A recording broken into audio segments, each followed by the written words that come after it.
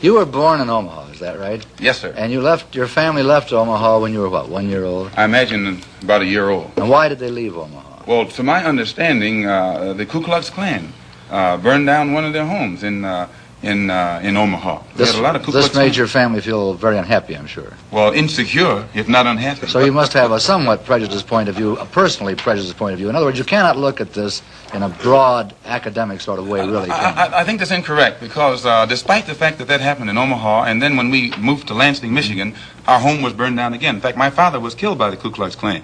And despite all of that, no one was more thoroughly integrated with whites than I. No one has lived more so in the society of whites than I.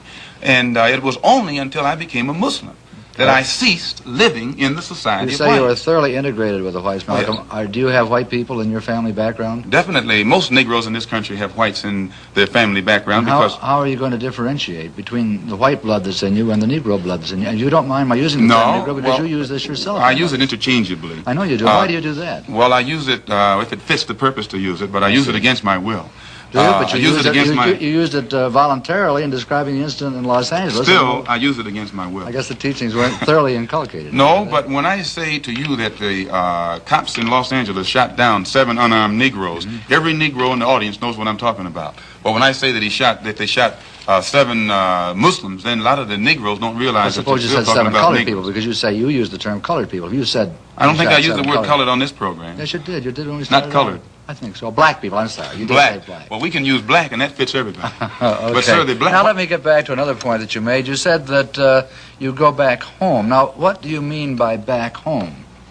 I've only heard the Honorable Elijah Muhammad say, back among our own people. From you said back home. You don't mind my saying. Right, back home. But by that he means... Do you mean back into the roots of Islam, or do you mean back to Africa? Back home. And by back home he means back into our original civilization.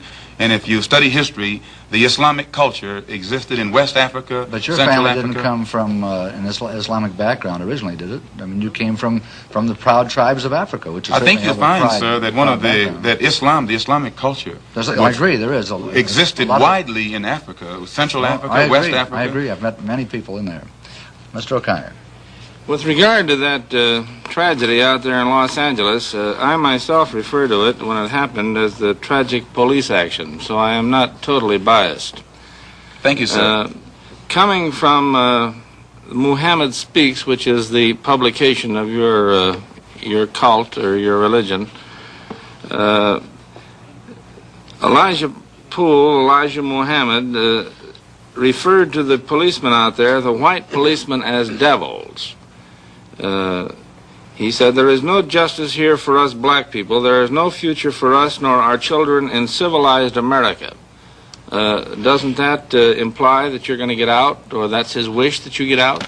If he referred to those policemen out there as devils, who were heavily armed and knew that the Negroes whom they were shooting down in cold blood were not heavily armed, I don't think that those policemen themselves would deny that they're devils, nor would any Negro who witnessed such a deed deny that they are devils. Well, about the other part of it, there's no justice here for us black people. There is no future for us nor our children in civilized America. And I didn't make that up. He said it in his own And he's correct in what he says, sir. Well, what does it mean? Does it mean you're going to get out, or It what? means the same thing that Attorney General Robert Kennedy means when he says that the #1 domestic problem in America is the race problem.